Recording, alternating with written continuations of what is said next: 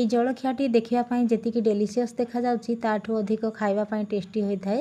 ଆଉ এই ଜଳଖିଆଟି ତୁଳା ପରି ସ୍ପଞ୍ଜି ଆଉ ନରମ ଲାଗିବ, ଏଇଟା ଆପଣମାନେ ଭିଡ଼ିଓରୁ ଦେଖିକି ଜାଣିପାରୁଥିବେ।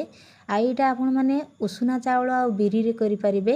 ସେଥିପାଇଁ ମୁଁ 7-8 ଘଣ୍ଟା ବିରି ଆଉ ଚାଉଳକୁ ବତୁରେଇ ଦେଇଥିଲି।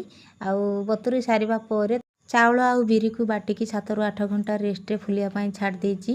ଏବେ କଡ଼େଇରେ ଅଳ୍ପ ତେଲ ଦେଇକି ଗୋଟା ଜିରା ଦେଇଦେବା। ଆଉ ପିଆଜ, କ୍ୟାପ୍ସିକମ୍, ଟମାଟୋ, ଗାଜର, ଆଳୁ ଯାହା ବି ପରିବା ଥିବ ଆପଣମାନେ ଦେଇକି ତାକୁ ଲୁଣ ହଳଦୀ ଦେଇକି କିଛି ସମୟ ପାଇଁ ଭାଜିବା। ଆଉ ଆଣରେ ଆମେ ଅଳ୍ପ ଲୁଣ, ଖାଇବା ସୋଢ଼ା ଆଉ ଭାଜିକି ରଖିଥିବା ପରିବାକୁ ଦେଇକି ଏପଟ ସେପଟ କରିଦେବା ବା ମିଶାଇଦେବା। ଆଉ ଏବେ କଡ଼େଇରେ ଅଳ୍ପ ତେଲ ଦେଇକି ଆମେ ବ୍ୟାଟରକୁ ଡଙ୍କି ସାହାଯ୍ୟରେ ଏମିତି ଗୋଟେ ଡଙ୍କି ଦେଇକି ତାକୁ କଭର କରିଦେବା। କିଛି ସମୟ ପରେ ପିଠାର ଗୋଟେ ସାଇଡ଼ ହେଇଯାଇଛି। ଏବେ ଆମେ ତାକୁ ଓଲଟେଇ ଦେବା ଆଉ ପୁଣି କିଛି ସମୟ କଭର କରିକି ରେଷ୍ଟରେ ଛାଡ଼ିଦେବା। ଆଉ କିଛି ସମୟ ପରେ ଆମେ ଗ୍ୟାସର ଫ୍ଲେମ୍କୁ ବନ୍ଦ କରିଦେବା। ରେସିପି ପସନ୍ଦ ଆସିଥିଲେ ପ୍ଲିଜ୍ ଲାଇକ୍, କମେଣ୍ଟ, ସେୟାର କରିବାକୁ ଜମାରୁ ଭୁଲିବେନି।